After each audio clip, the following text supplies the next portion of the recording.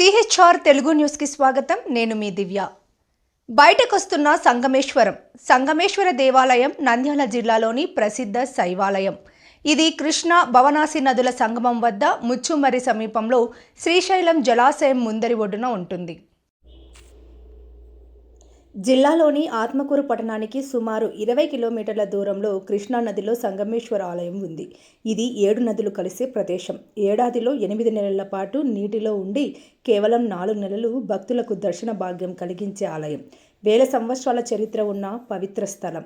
ఎందరో మునులు తపస్సుకు ఆశ్రయం ఇచ్చిన ప్రాంతం ఇది. ప్రస్తుతం సప్తనదుల సంగమేశ్వర క్షేత్రం నదీ జలాల నుంచి బయటపడుతోంది. శ్రీశైలం జలాశయం నుంచి ప్రతిరోజు దిగువ ప్రాజెక్టులకు నీటి విడుదల జరగడంతో ప్రస్తుతం నీటి మట్టం 846.3 అడుగుల మేర నమోదైంది. దీంతో సంగమేశ్వర ఆలయం సాలకార మండపం దిగువకు నదీ జలాలు చేరుకున్నాయి. మరో 8 అడుగుల మేర నీటి నిల్వలు తగ్గితే ఆలయం పూర్తిగా బయటపడనుంది.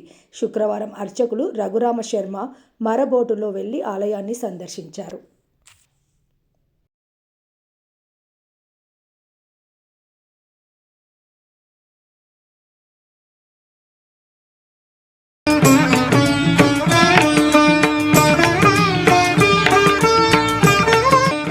సంగమేశ్వర ఆలయానికి ఎంతో ప్రాశస్త్యం ఉంది.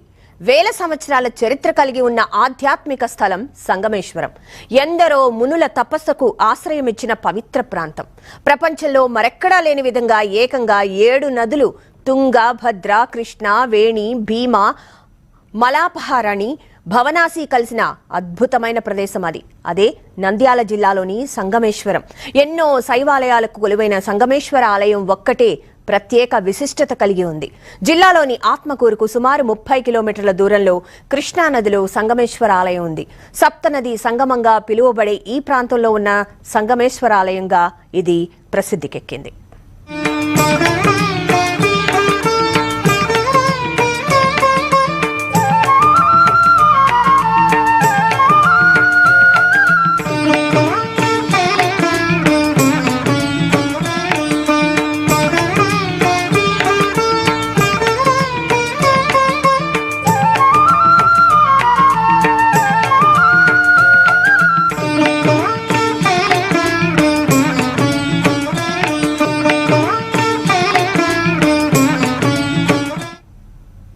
అయితే పూర్వం సంగమేశ్వర ఆలయ ప్రాంతంలో దక్ష యజ్ఞం జరిగిందని పురాణాలు చెప్తున్నాయి. ఆ సమయంలో దక్షుడు తన భార్యను అవమానించడంతో ఆమె యజ్ఞవాటికలో పడి మరణించిందని పురాణగాథ. సతీదేవి శరీర నివృత్తి జరిగిన ప్రాంతం కాబట్టి నివృత్తి సంగమేశ్వరాలయంగా ప్రసిద్ధికెక్కింది. మరొక కథనం ఏంటంటే, పాండవుల వనవాసం సమయంలో ధర్మరాజు ఈ ప్రదేశంలో శివలింగాన్ని ప్రతిష్ఠించాడని నిర్ణయించారు. ఆయన ఆదేశంతో శివలింగం తీసుకురావడానికి కాశీకి వెళ్లిన భీముడు ప్రతిష్ఠ సమయానికి రాలేదు. దీంతో ఋషుల సూచన మేరకు ధర్మరాజు వేపమొద్దుని శివలింగంగా మలిచి ప్రతిష్ఠించి పూజలు చేశారు. ఈ విషయం తెలుసుకున్న భీముడు తీవ్ర ఆగ్రహంతో తాను తెచ్చిన శివలింగాన్ని నదిలో విసిరేశాడు. భీముడిని శాంతింపజేయడానికి అతను తెచ్చిన శివలింగాన్ని నదీ తీరంలోనే ప్రతిష్ఠించి భీమలింగంగా దానికి పేరు పెట్టారు. భక్తులు భీమేశ్వరుణ్ణి దర్శించుకున్న సంగమేశ్వరుణ్ణి దర్శించుకోవాలని సూచించినట్లు స్థల పురాణం చెప్తోంది.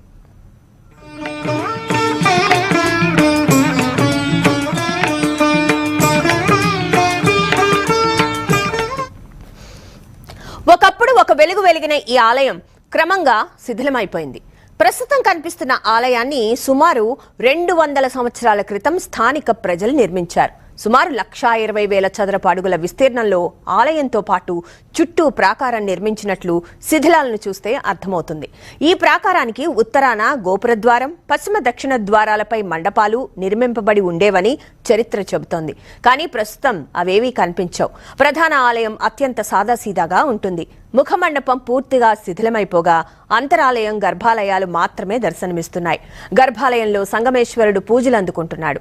శివుడి వెనుక ఎడమవైపు స్త్రీ లలితాదేవి, కుడివైపున వినాయకుడు దర్శనమిస్తారు.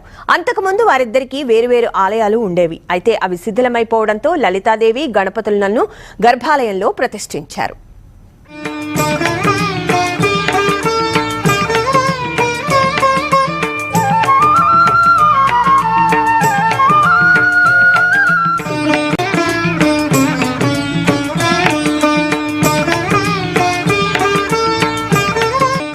సంగమేశ్వర సంగమేశ్వర ఆలయానికి ఎంతో ప్రాశస్త్యం ఉంది.